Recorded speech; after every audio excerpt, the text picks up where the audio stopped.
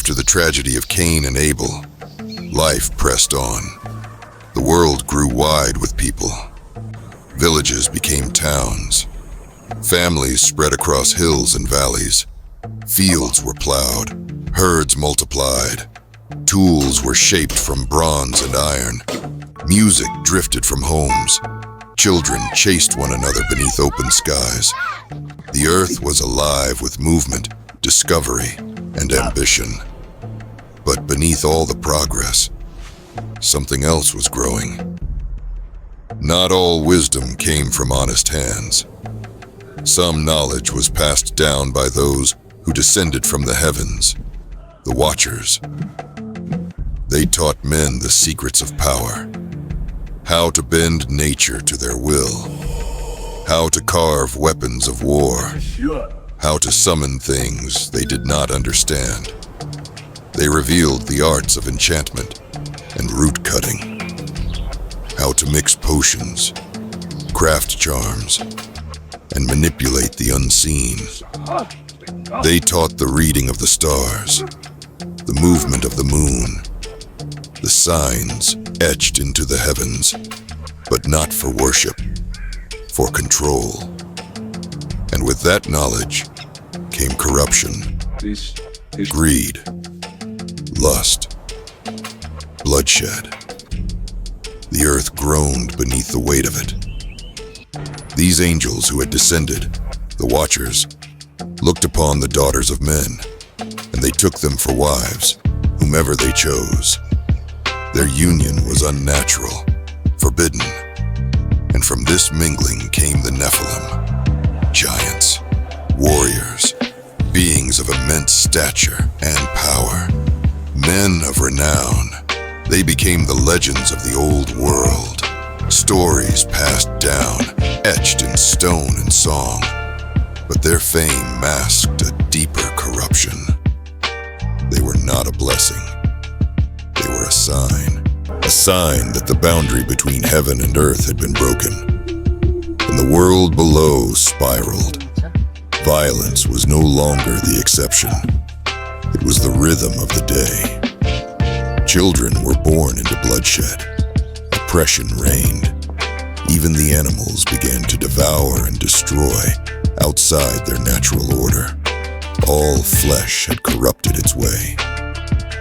But worst of all was the heart. Every thought, every intention, every desire of mankind's heart was bent toward evil. Always. God looked upon his creation. The garden had become a graveyard, and his heart broke.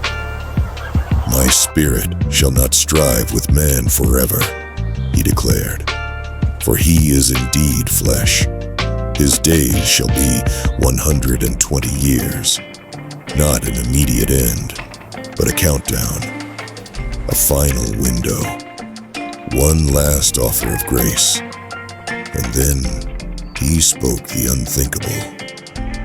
I will wipe mankind from the face of the earth, both man and beast. I regret that I have made them.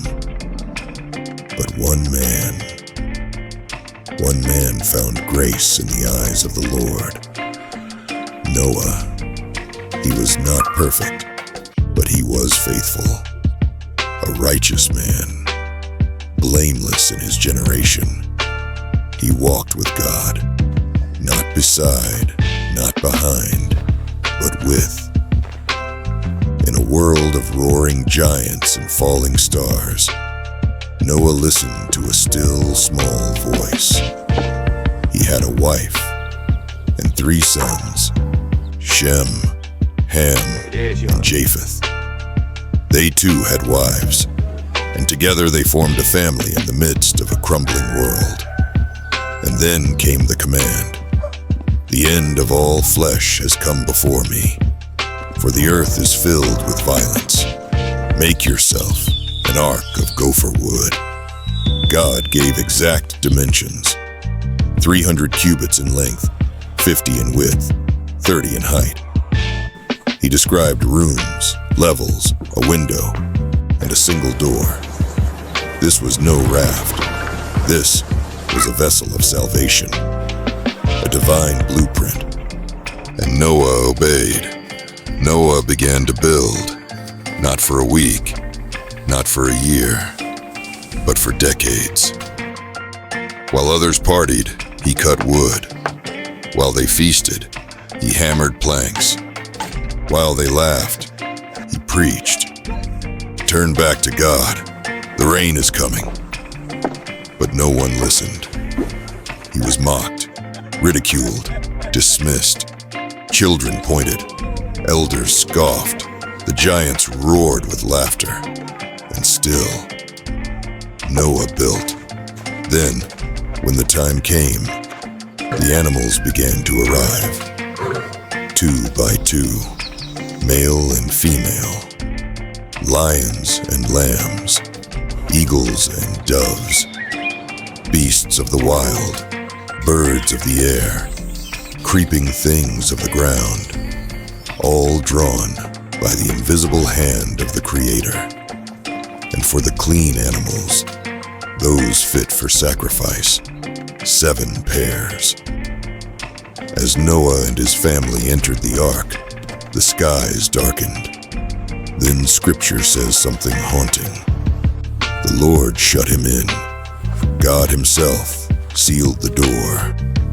A final act of divine closure. Then the heavens broke open. Rain fell, not gently, but in torrents. Fountains of the deep erupted from the earth. Oceans surged. The skies wept. The earth groaned. 40 days and 40 nights. The ark rose. Mountains vanished beneath the waves. Towers crumbled. Fields were erased. The Nephilim, the so-called invincibles, were swept away like dust. All flesh that moved on the earth perished. Every living thing that breathed, gone. Inside the ark, the silence grew heavy. Imagine the sound of nothing. No cities, no voices, just the creaking of wood and the sobering breath of survival. They waited. Rain stopped, but the water remained. 150 days passed. Then the winds began to blow. The waters slowly withdrew. The tops of mountains emerged, and the ark came to rest on the mountains of Ararat. But Noah didn't rush out. He waited. He sent out a raven, then a dove. The dove returned. He waited 7 days, sent the dove again. This time, it returned with an olive leaf. Hope. Then he sent it once more, and it did not return. Dry ground. And God said, "Come out of the ark, you and your wife, your sons and their wives. Release every creature, that they may multiply on the earth." And Noah obeyed. And the first thing he did, he built an altar. He offered clean animals, a sacrifice, and the aroma rose to heaven. And God was pleased. He made a covenant. "Never again will I curse the ground because of man, even though every inclination of his heart is evil from youth. Never again will I destroy all life by flood." And he gave a sign, a rainbow, a bow set in the clouds, not pointed down in wrath, but up, like a warrior laying down his weapon. "When I see the bow in the clouds," said the Lord, "I will remember my covenant, and the waters will never again become a flood to destroy all flesh." A promise, a mercy. Noah and his sons began anew. They farmed, they built, they planted vineyards. But even in this new world, sin lingered. One day, Noah drank from the fruit of his vineyard. Too much. He lay exposed in his tent. Ham, his son, saw and dishonored him. But Shem and Japheth walked in backward, covering their father with a cloak. Their faces turned away. When Noah awoke, he knew. And he spoke blessings and curses. He blessed Shem. He blessed Japheth.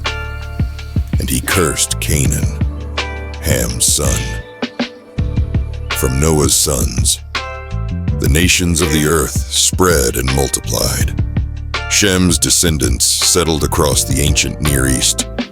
Japheth's line expanded toward the coastal lands and distant isles. And Ham's family grew throughout the lands to the south and west. The world would be filled again.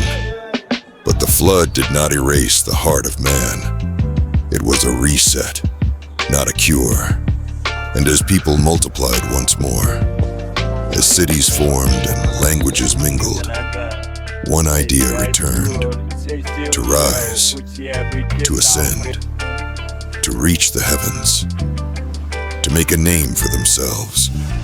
And soon, they would gather on a plain in the land of Shinar to build something tall, something dangerous. And soon, a great shaking would scatter humanity into many corners, and it would never be the same again.